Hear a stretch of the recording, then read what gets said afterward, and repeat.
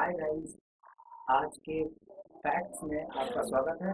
और मेरे लिए आपके पास एक क्वेश्चन है कि ये मेरे पास एक बुक है, काफ़ी मोटी बुक है। तो मैं आपसे क्वेश्चन ये पूछना चाहता हूँ कि इस बुक का सरफेस एरिया ज़्यादा है या वॉल्यूम। देख सकते हैं आप, काफ़ी मोटी बुक है। तो मुझे ये बताइए कि इस बुक का सरफेस एरिया ज़्यादा है कि वॉल्यूम, राइट। तो इस क्वेश्चन को डिस्कस करने के लिए चलिए इसका एनालिसिस करते हैं और इसको न्यूमेरिकली प्रूव करते हैं कि अ, कि वॉल्यूम ज़्यादा बड़ा होता है या सरफेस एरिया, राइट। चलिए।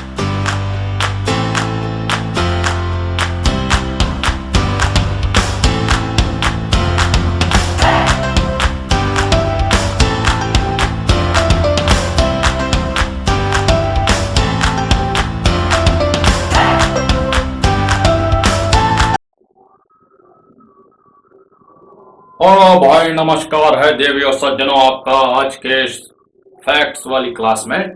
और जैसे कि आप स्क्रीन में देख सकते हैं भाई, ये क्वेश्चन लिखा है यहाँ।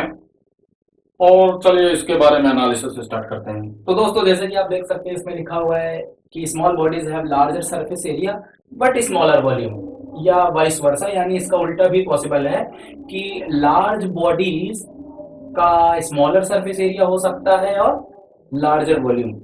तो हमको इसे मैथमेटिकली प्रूव करना है कि कैसे चीज पॉसिबल है।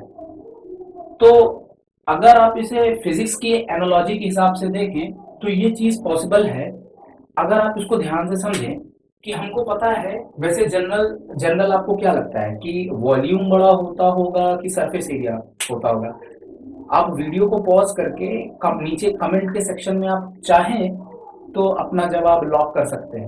अरे भाई, अपना जवाब नीचे लिख दीजिए कमेंट में आए, और उसके सामने लॉक दबा दीजिएगा ताकि हमको पता चल सके। आए तो तो बस हमको ये पता लगाना है कि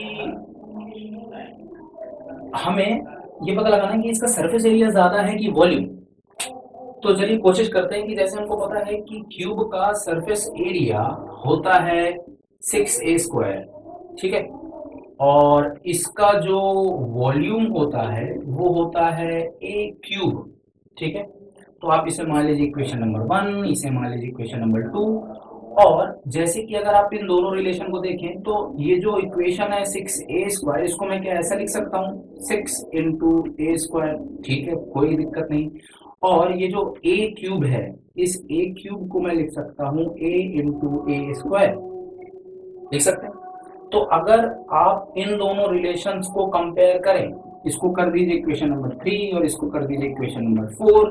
तो equation number 3 and equation number 4 से आपको देखने से क्या पता चला कि भाई जो ऐसे है यानी सरफेस एरिया है वो है 6 × a²।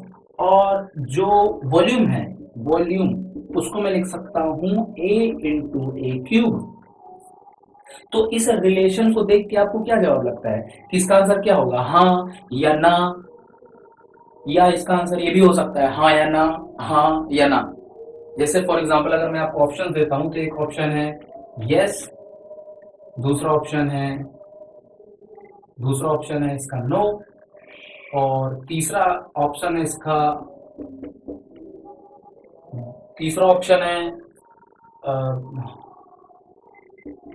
यस और नो, कुछ भी हो सकता है। और लास्ट ऑप्शन है नन ऑफ द अबव। क्या लगता है आपको?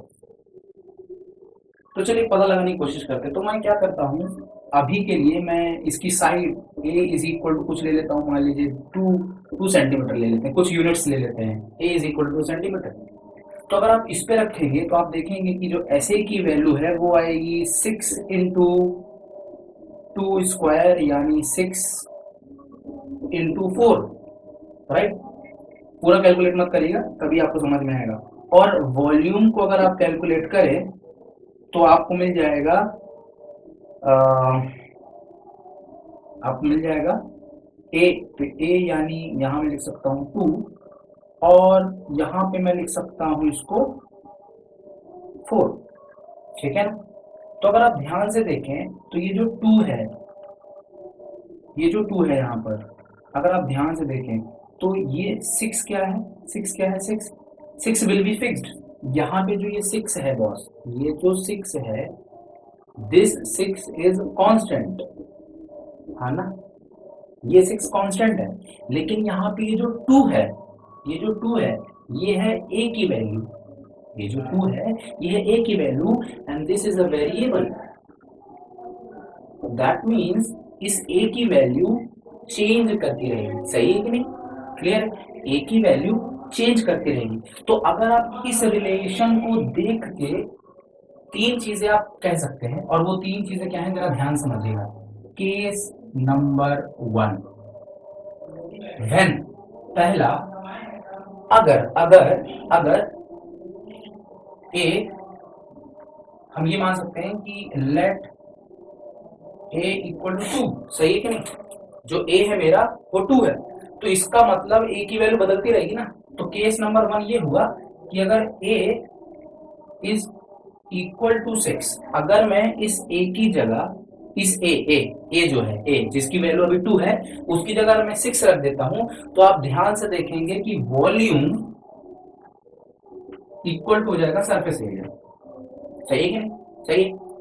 दूसरा केस देखो आप, अगर ए ग्रेटर है, अगर ए ग्रेटर है, अगर ए ग्रेटर है 6 से, अगर ए ग्रेटर है 6 से, भाई 4 तो कॉमन है ना, इनकी बात ही नहीं करेंगे, ये दोनों यूनिट तो सेम है।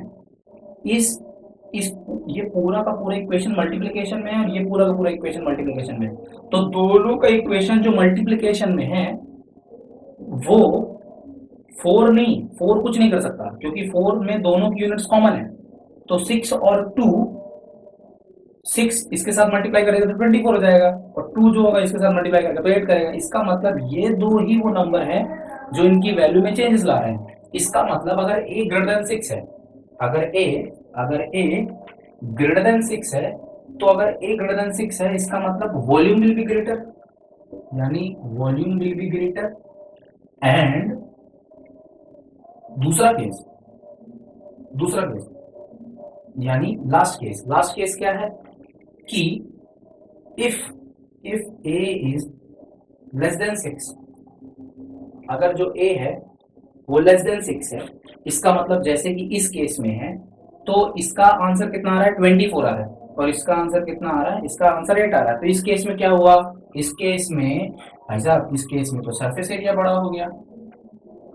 तो इसका सही जवाब है हाँ या ना, मतलब है भी और नहीं भी।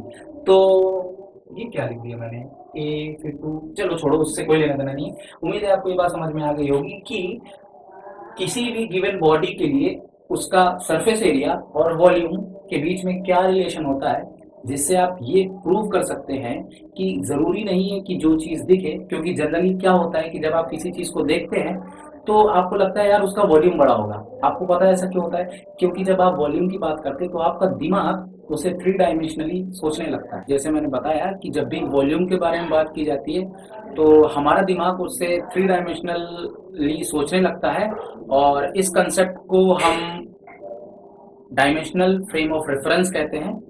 और उम्मीद है ये आपको सारी चीज़ें समझ में आ गई होगी। अच्छा, एक चीज़ और कि ये जो क्यूब लिखा है, ये क्यूब नहीं, ये बेसिकली